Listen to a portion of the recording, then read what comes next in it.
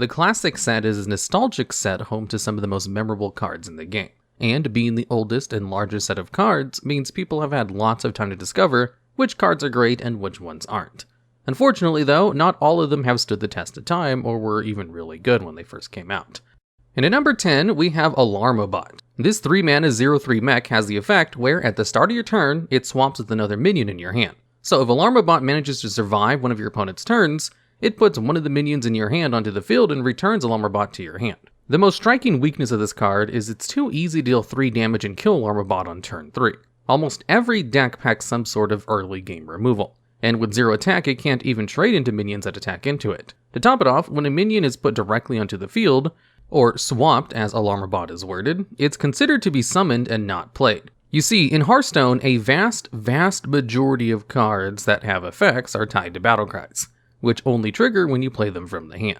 That means, if they were to be put onto the battlefield in a way other than by you physically dragging, dropping, and placing it, like summon it directly from your hand with an Alarmobot, then the battle cry won't trigger. Of course, a lot of the best big minions already don't have this requirement attached to them, but it also means that if you were to pull Alexstrasza with Alarmobot, it wouldn't set your opponent's health to 15 and give you an 8/8, it would just give you an 8/8. That's not even mentioning how effects that need to survive until the start of your next turn have been very hard to pull off, even on cheap 1-mana minions. But out of all of the terrible cards on this list, this is the only card that I can remember which had an even semi-viable meme deck built around it. The one thing that Alarmobot has going for it is that it's a win condition, just an extremely bad, terribly slow one. And if you Lightning Bloom and play this on turn 1, hope it doesn't die, and pull out a big minion, then you have a real chance to win the game. None of the other cards on this list really have that going for them, which is why Alarmobot is at the bottom of this list at only number 10. And at number 9, we have Lorewalker Cho.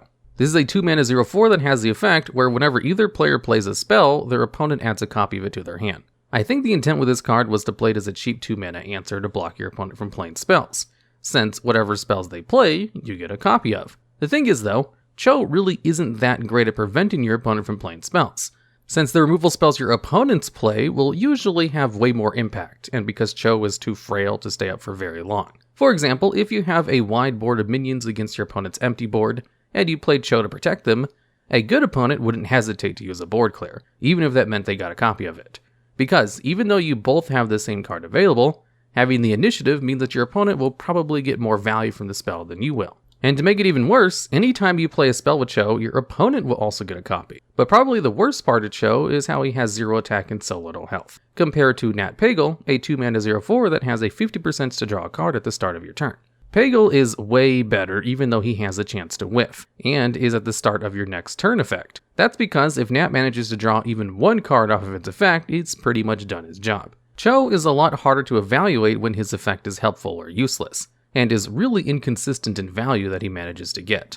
And even the controlliest, most homebrew decks out there really can't justify a slot for Cho because of just how much potential he has to do nothing for 2 mana, or give a game-winning spell to your opponent. Of course, Cho would probably be playable if he had more health, like Doomsayer, and only gave you copies of your opponent's spells, but until then, Lorewalker Cho sadly deserves a spot on this list. And at number 8, we have Blade Flurry. This is a 4-mana rogue spell which deals your weapon's attack to all enemy minions and destroys your weapon. And honestly, this card has been pretty good throughout Hearthstone's history, except for this terrible version. You see, Blade Fury is among one of the most changed and nerfed cards throughout Hearthstone's history, and for good reason. By far, the most broken version of Blade Flurry cost 2 mana, dealt your weapon's attack to all enemies, and destroyed your weapon. Comparing this to the worst version of Blade Flurry, it's pretty clear to see why it deserves on this list. For one, it costs double in this version from what it used to be for a lot of Hearthstone's history, and 2, didn't deal any damage to your opponent. When a card says deal damage to all enemies, it's usually a pretty big deal, especially since spells that can directly deal damage to your opponent's heroes are pretty rare and usually really good. Blade Flurry had to get a nerf because of Kingsbane, an immortal and infinitely buffable weapon which could often gain 20 attack over the course of a game, and one-shot your opponent after attacking and using Blade Flurry. But after the nerf, it simply cost too much mana to not do face damage while still destroying your weapon. Destroying your weapon was a big deal, since you usually had to invest mana into the weapon and the weapon buffs itself, to make the attack large enough to actually clear anything. There's really no point in making such a weapon-centric deck just for this board clear when better rogue board clears already exist. And because it costs so much mana to make a halfway decent weapon, just to destroy it and create a pitiful board clear, Blade Flurry deserves a spot on this list. And at number 7, we have Young Dragonhawk. This neutral 1 mana 1/1 beast simply has Wind Fury, which means that it can attack twice per turn instead of once per turn. Wind Fury has typically been a pretty good keyword on the right minions because of how much damage they can do with even a couple of buffs. Whirling Zap-O-Matic is a great example, where it's an aggressive 3 attack with Wind Fury effectively means it's a 2 mana 6/2 whenever it gets to attack. The issue is though, in the past, Blizzard was very stingy about the type of minions that it gave Wind Fury to, mostly being understated minions with high health and low attack. But being a neutral card also hit young Dragonhawk's potential to be better, since Blizzard had to think how a 1 mana beast with Wind Fury could potentially interact with all 9 classes. And because of how few stats 1 mana cards usually had to play around with, really only being able to get 2/1, 1/2, or 1/1, Blizzard landed on the safest and by far most underpowered version of Dragonhawk. Even nowadays, with all the crazy buffs and beast synergy cards available, only having 1 health on a 1 mana minion is too fragile and not worth investing any buffs into, even with Wind Fury. Keep in mind, if you were to play Dragonhawk and buff it, a single removal spell would put you -1 in card advantage, all for a pretty pathetic amount of damage even with Wind Fury. Even Wind Fury Harpy, a terrible arena card, saw some competitive play as a buff target and a minion that could give Corpse Taker Wind Fury. Again, I'm pretty sure Blizzard was thinking about future-proofing this card from being too broken in the future, but made it so that even the most hardcore buff and beast stacks wouldn't ever want to play Dragonhawk when so many better alternatives exist. Dragonhawk is just too frail, doesn't hit hard enough, and is, unfortunately, not worth a card slot in any deck. And at number 6, we have Lightwell. This 2 mana priest minion is a 0/5 and heals a random damage-friendly target for 3 at the start of your turn. Now that we're starting to get to the lower spots in this list, I hope you've started to notice a trend with these cards. 0 attack minions are really bad because they can't trade into minions that attack into them. Hearthstone has, and still is, very centered on minion combat. When your opponent's minion attacks into yours and trades 1 for 1 with it, that's usually not a bad trade, since you'd usually have gotten in some battlecry value and an attack in by then. Low attack minions, especially 0 attack ones, even if they do get their effects off, they can't deal damage back when an enemy attacks into them and won't be going for 1 for 1s. And in the worst and pretty common case, you'll play a minion like Lightwell, maybe get its weak effect off, have it die for free to another minion, and basically have wasted 2 mana and a card. And what really stings about Lightwell is how bad its effect is. Healing for 3 can be somewhat useful and isn't as useless as it is in other card games. But in a class like Priest, whose class identity is built around efficient healing, it's completely out of its league. Again, that's not to say the 0 attack minions in the past have been bad. Doomsayer, Nerubian Egg, and Flametongue Totem have all been good at one point. But because their positive effects outweighed the fact that they could make you go -1 in card advantage during minion combat.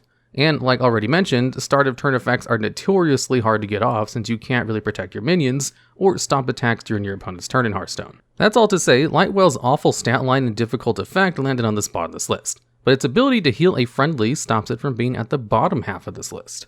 And at number 5, we have Kidnapper. This is a 6 mana 5/3 rogue minion which returns a minion to its owner's hand, but only if you'd played another card that turn. And for my veteran Hearthstone players out there, I'm sure some of you forgot that this card existed, because I almost did when making this list. To put simply, this card is way too expensive for what it does and could be easily replaced by other classic cards.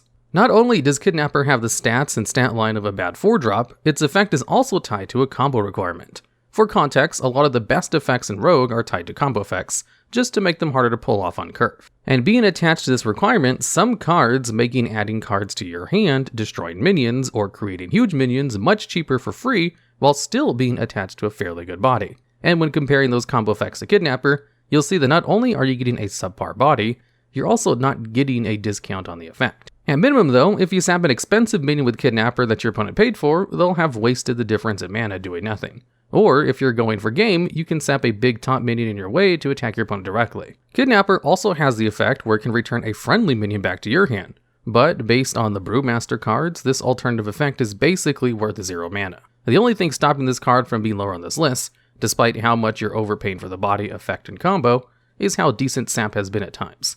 And speaking of 6 mana classic cards, and at number 4, we have the Priestess of Elune.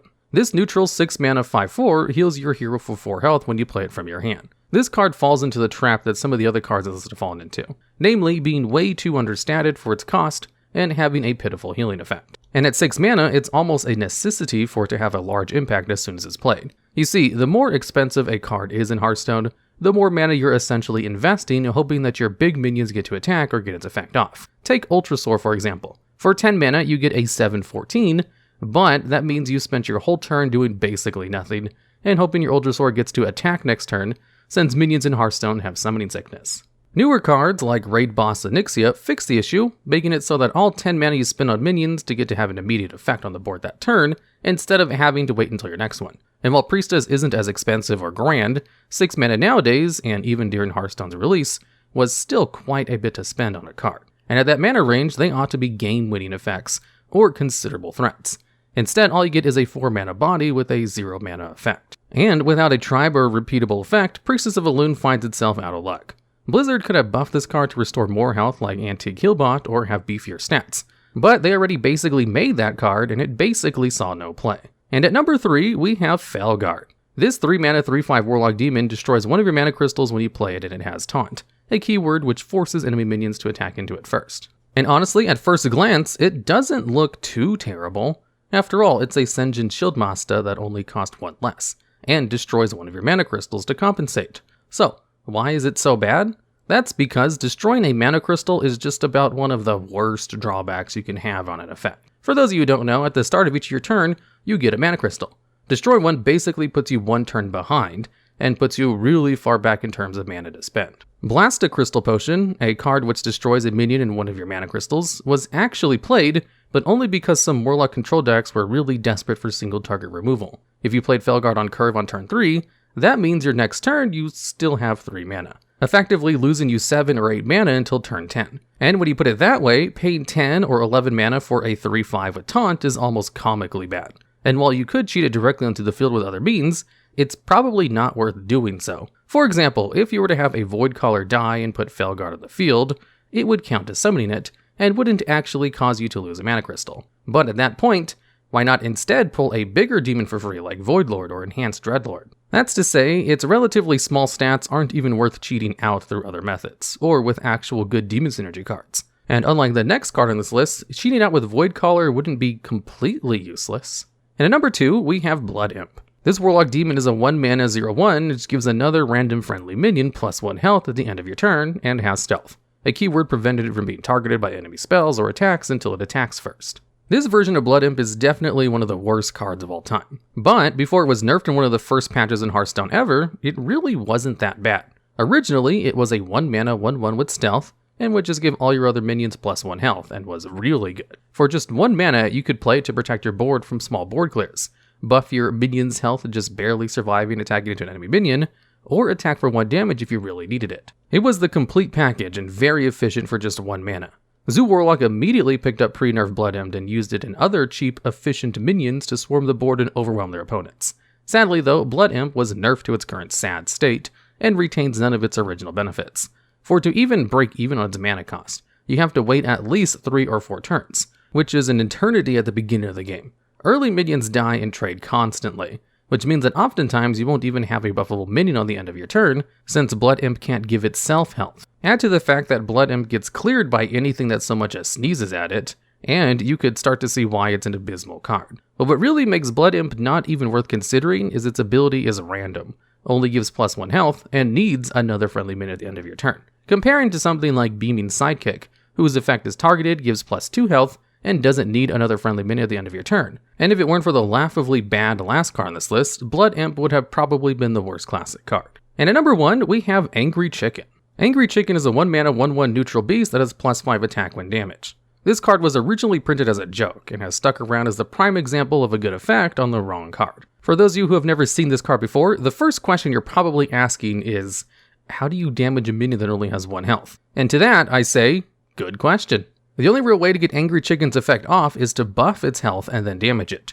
But as you probably guessed, this is definitely not worth the effort in doing so. And in every other scenario where you aren't trying to get its effect off, you're basically paying 1 mana for a Snow Flipper Penguin. It would seem like such a meme card would have at least some support making it worth playing, but in 8 years that Hearthstone's been out, the closest we've gotten is another chicken card with an even harder condition to fulfill. This card did originally have Enrage, a keyword that basically gave it the listed effect while the minion was damaged, but again, no Enrage support cards have ever been released either. And very similarly to Young Dragonhawk, this 1 mana beast just isn't worth the buffing or building a deck around, when so many other 1 mana beasts are beefier or do similar things but better. Ultimately though, Angry Chicken is just another meme card in Hearthstone that Blizzard decided to include to teach new players how to evaluate card power levels. Alright, and that's the list. Are there any cards that we may have missed that should have been on the list? Or do you have ideas for future videos just like this one? If so, let us know down in the comments.